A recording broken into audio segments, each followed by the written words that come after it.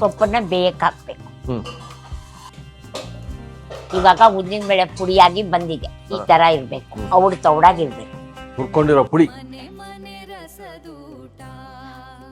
ಬೇಳೆ ಜೊತೆ ಬೆರ್ತು ಮುದ್ದು ಪಲ್ಯ ಚೆನ್ನಾಗಿರುತ್ತೆ. ನಾವು ಹುಡ್ದಾಗಿಂದ ತಿಂದಿದ್ದೀವಪ್ಪ, 70-80 ಇಯರ್ಸ್.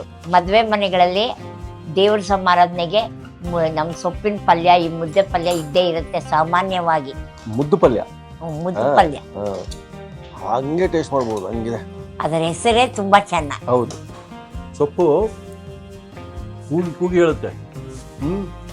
ಬೇಳೆ ಮುದ್ದೆಯಾಗಿ ಬಾಯಲ್ಲಿ ಹಂಗೆ ನಲ್ದಾಡ್ತದೆ.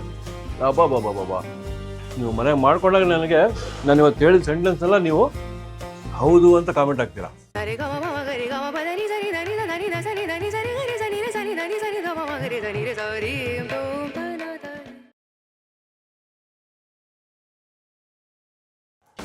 ನಮಸ್ಕಾರ ವೀಕ್ಷಕ ಬಂಧುಗಳಿಗೆ. ಅಮ್ಮ ನಮಸ್ಕಾರ. ನಮಸ್ಕಾರ. ವಿಶೇಷವಾಗಿ ಇವತ್ತು ನಾವು ನೋಡಿದ ತಕ್ಷಣ ಗೊತ್ತಾಗ್ಬಿಡ್ತದೆ ಇದು ಏನೋ ಆರೋಗ್ಯಕರ ಪ್ಲಸ್ ರುಚಿಕರ. ಕರೆಕ್ಟಾ? ಫಸ್ಟ್ ಅದು ಏನ್ ಇಟ್ಕೊಂಡಿದ್ರಿ ಇವತ್ತು ಸೊಪ್ಪಿನ ಮುದ್ದೆ ಪಲ್ಯ ಅಂತ ಒಂದಿದು. ಸೊಪ್ಪಿನ ಮುದ್ದೆ ಪಲ್ಯ ಬಕ್ರಿಗೆ, ಚಪಾತಿಗೆ, ಪೂರಿಗೆ, ಯಾವ್ದಕ್ಕಾರು ಅನ್ನಕ್ಕೆ ಎಲ್ಲದಕ್ಕೂ ತುಂಬಾ ಚೆನ್ನಾಗಿ. ಸೊಪ್ಪು, ದಂಟಿನ ಸೊಪ್ಪು ತೊಳೆದು ಇಟ್ಕೊಂಡಿದೀವಿ. ಅದಕ್ಕೆ ಬೇಕಾಗೋ ಸಾಮಾನೆಲ್ಲ ಹೇಳಿ. ಇದು ದಂಟಿನ ಸೊಪ್ಪು. ಎಷ್ಟು ಇಟ್ಕೊಂಡಿದ್ದೀರಿ? ನಾವ 1-2 ಕಂತೆ ಹೆಂಚಿ ಇಟ್ಕೊಂಡಿದ್ವಿ. 2 ಬಂಚ್ ಇದು. ಆಮೇಲೆ ಅದಕ್ಕೆ ಹುರಿಯಕ್ಕೆ ಹಾಕೊಳ್ಳೋದು, ರುಚಿಗೆ ಉದ್ದಿನ ಬೇಳೆ, ಮೆಣಸು, 2 ಮೆಣಸಿನ್ಕಾಯಿ, ಹಸಿ ಮೆಣಸಿನ್ಕಾಯಿ. ಅದಕ್ಕೆ ಇದನ್ನೆಲ್ಲ ಹುರಿದು ಇದನ್ನ ಹಾಕೊಂಡು ಪುಡಿ ಮಾಡಿ ಇದರ ಮೇಲೆ ಹಾಕ್ಬೇಕು. ಕೊಬ್ಬರಿ, ಇದು ಒಣ ಕೊಬ್ಬರಿ ಒಂದ್ ಮೇಲ್ಗಡೆ ಬಟ್ಲು ಚಿಕ್ಕದು. ಉದ್ದಿನ ಬೇಳೆ ಎಷ್ಟು ಇಟ್ಕೊಂಡಿದೀವಿ? ಉದ್ದಿನ ಬೇಳೆ ಒಂದು 50 ಗ್ರಾಮ್ನಷ್ಟು ಇಟ್ಕೊಂಡಿದ್ದೀವಿ. 1 ಟೀ ಸ್ಪೂನ್ ಇಟ್ಕೊಂಡಿದ್ದೀವಿ. ಆಮೇಲೆ ಬೆಂದು ಬೇಳೆ ಹಾಕಿದ್ರೆ ಅದು ಮುದ್ದೆಯಾಗಿ ತುಂಬಾ ಚೆನ್ನಾಗಿ ಕೂಡ್ಕೊಂಡಾಗತ್ತೆ. ಅದಕ್ಕೆ ಬೆಂದು ಬೇಳೆ ಇಟ್ಕೊಂಡಿದ್ದೀವಿ, ಬೇಯಿಸಿ ಇಟ್ಕೊಂಡಿದ್ದೀವಿ. ಇದು ರುಚಿಗೆ ತಕ್ಕಷ್ಟು ಸ್ವಲ್ಪ ಬೆಲ್ಲ ಇಟ್ಕೊಂಡು, ರುಚಿಗೆ ತಕ್ಕಷ್ಟು ಉಪ್ಪು ಹಾಕೊಂಡು ಮಾಡೋದಿಲ್ಲ. ಸೊ ದಂಟಿನ ಸೊಪ್ಪಿನ ಮುದ್ದೆ ಪಲ್ಯ ನೋಡ್ಬಿಡೋಣ. ಓಕೆ, ಇವಾಗ ಹುರಿಯೋ ಸಾಮಾನು ಬರ್ತಿ ತಗೋಪ್ಪ. ಎಂದಿನಂತೆ ನಮ್ಮ ಭಾರತೀಯರು ನಮ್ಗೆ ಹೆಲ್ಪ್ ಮಾಡ್ತಾರೆ ಇವಾಗ ನೋಡಿ. ಸೊ ಎಲ್ಲ ಒಟ್ಟಿಗೆ ಹುರ್ಕೊಂಡ್ಬಿಡೋದು. ಉದ್ದಿನ ಬೇಳೆ, ಇದು ಪೆಪ್ಪರು ಅಂದ್ರೆ ಮೆಣಸು ಮತ್ತು ಮೆಣಸಿನ್ಕಾಯಿ 2 ರೆಡಿ ಆಗ್ತಾ ಇದೆ. ಆಗಿದ್ರೆ ತೆಗೆದು ಬಿಡಪ್ಪ ಬರ್ತಿ. ಉದ್ದಿನ ಬೇಳೆ ಒಂದು ಒಳ್ಳೆ ಗಮ್ಮಲು ಅಲ್ವಾ?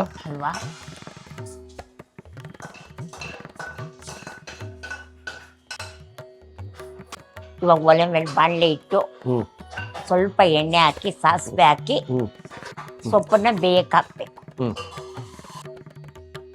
2 ಕಟ್ಟು ದಂಟಿನ ಸೊಪ್ಪು ಬೇಯಷ್ಟು ಸ್ವಲ್ಪ ನೀರಿನ ಸ್ವಲ್ಪ ಹಾಕು ಬರ್ತೀನಿ. ಸಾಕು, 1 ನಿಮಿಷ. ಇವಾಗ ಸೊಪ್ಪು ಬೆಂದೋಗುತ್ತೆ.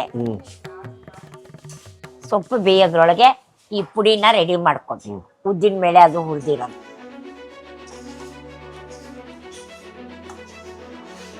ಒಂದು ಡ್ರೈ ಕೋಕೋನಟ್ ಗ್ರೇಟೆಡ್ ಒಣ ಕೊಬ್ಬರಿ ಒಂದು ಹಿಡಿ ಇದೆಯಾ? ಅಷ್ಟೇ, 1-2 ಟೇಬಲ್ ಸ್ಪೂನ್. ನಾವು ಮಾಡ್ತಾ ಇರೋ ಪಲ್ಯ 2 ಕಂತೆದಿದೆಯಲ್ಲ, ಅದಕ್ಕೆ. ಈ ತೊಗರಿ ಬೇಳೆ ಎಷ್ಟಿದೆ? ಇದು ತೊಗರಿ ಬೇಳೆನೂ ಅಷ್ಟೇ 4 ಟೇಬಲ್ ಸ್ಪೂನ್ ಹಾಕಿದ್ವಿ. ಅಷ್ಟೇನಾ? ಅಷ್ಟೇ.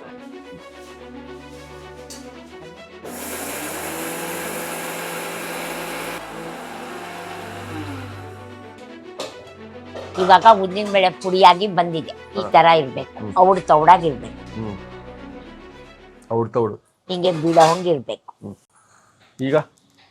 ಈಗ ಸೊಪ್ಪು ಬೆಂದಿದೆ ಅಂತಾದ್ರೆ ಇವಾಗ ಫಸ್ಟು ಈ ಹುರ್ಕೊಂಡಿರೋ ಪುಡಿ ಹಾಕಪ್ಪ ಬರ್ತಿ. ಇವಾಗ ಪುಡಿ ಹಾಕ್ಬೇಕು. ಹುರ್ಕೊಂಡಿರೋ ಪುಡಿ.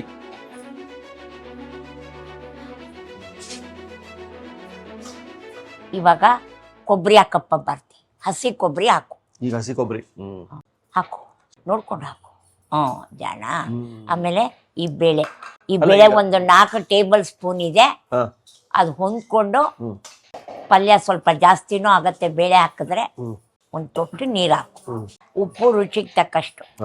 ಕೃಷ್ಣ ವಾಸುದೇವ, ಸಾಕು.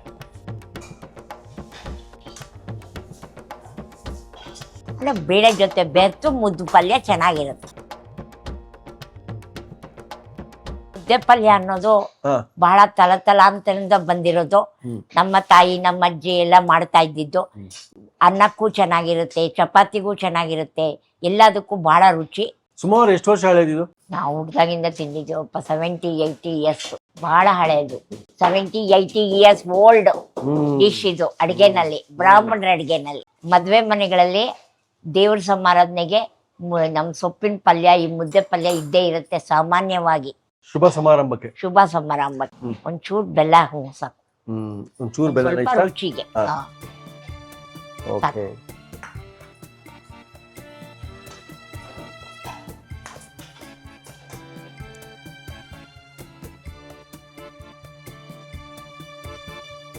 ಎಷ್ಟು ಚೆನ್ನಾಗಿದೆ ಅಂದ್ರೆ ಈ ಮುದ್ದು ಪಲ್ಯ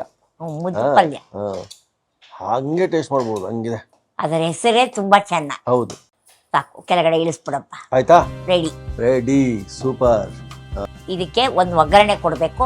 ಸ್ವಲ್ಪ ಎಣ್ಣೆ ಹಾಕೊಂಡು, ಸ್ವಲ್ಪ ಸಾಸಿವೆ, ಕರಿಬೇವು, ಸಾಕು.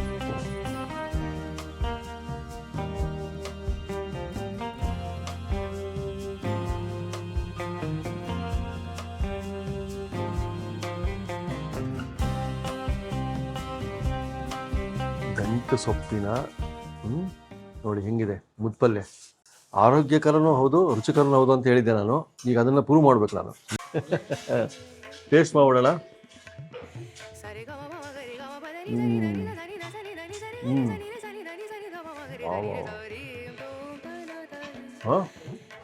ಬೆಲ್ಲನೂ ಮಾತಾಡುತ್ತೆ. ವಾ, ಸೊಪ್ಪು ಕೂಗಿ ಹೇಳುತ್ತೆ. ಬೇಳೆ ಮುದ್ದೆಯಾಗಿ ಬಾಯಲ್ಲಿ ಹಂಗೆ ನಲ್ದಾಡ್ತದೆ. ಬಾಬಾ ಹುರಿ ತುಂಬಿಸ್ತದೆ ನಮಗೆ. ತಿನ್ನು ಅಂತ. ಅಬ್ಬಾ, ಅದ್ಭುತ ಇದು. ನೀವು ಮನೆಗೆ ಮಾಡ್ಕೊಂಡಾಗ ನಾನು ಇವತ್ತು ಹೇಳಿದ ಸೆಂಟೆನ್ಸ್ ಎಲ್ಲ ನೀವು ಹೌದು ಅಂತ ಕಾಮೆಂಟ್ ಹಾಕ್ತೀರಾ. ನೀವು ಹೇಳಿದ ಸರಿ ಅಂತ. ಅಷ್ಟು ಚೆನ್ನಾಗಿದೆ. ಬಾಬಾ ಇಂಥ ಒಂದು ಹಳೆ ಕಾಲದ ಪುರಾತನ ಅಂತೀವಲ್ಲ, ಇದನ್ನು ನಾವು ಸ್ಟೋರ್ ಮಾಡ್ಬೇಕ್ರಿ. ಅದಕ್ಕಾಗಿ ನಾವಿರೋದು. ಮನೆ ರಸದೂಟ ಇದನ್ನು ಡಿಜಿಟಲಿ ಸ್ಟೋರ್ ಮಾಡಿದ್ದೀವಿ. ಯಾವಾಗ ಬೇಕಾದರೂ 100 ವರ್ಷ 1000 ವರ್ಷ ಯೂಟ್ಯೂಬ್ ಇರೋವರೆಗೂ ನೀವು ನೋಡ್ಕೊಂಡು ಸವಿತಾ ಇರ್ಬೋದು. ಮುಂದಿನ ಪೀಳಿಗೆ ಇದನ್ನು ಎಂಜಾಯ್ ಮಾಡ್ಬೋದು ಅಂತ ಹೇಳ್ತಾ ಮುಂದಿನ ಸಂಚಿಕೆ ಮತ್ತೆ ಸಿಗೋಣ. ನಮಸ್ಕಾರ.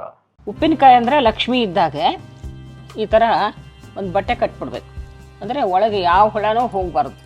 ಸೊ ಈಗ ನಮ್ಮ ವೀಕ್ಷಕರಿಗೆ ಇದು ಉಪ್ಪಿನಕಾಯಿ ಬೇಕು ಅಂದರೆ ಸಿಗುತ್ತೆ.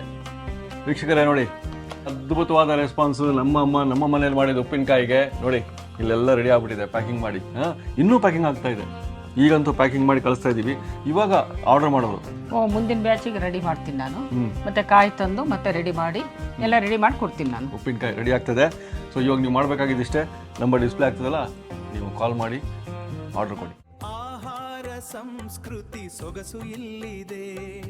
ಪಾಕಶಾಸ್ತ್ರದ ವಿಧ ವಿಧ ಪ್ರಯೋಗ, ನೋಡುಗರಿಗೆ ಹೊಸ ರುಚಿಯೋಗ. ಮನೆ ರಸದೂಟ, ಮನೆ ರಸದೂಟ.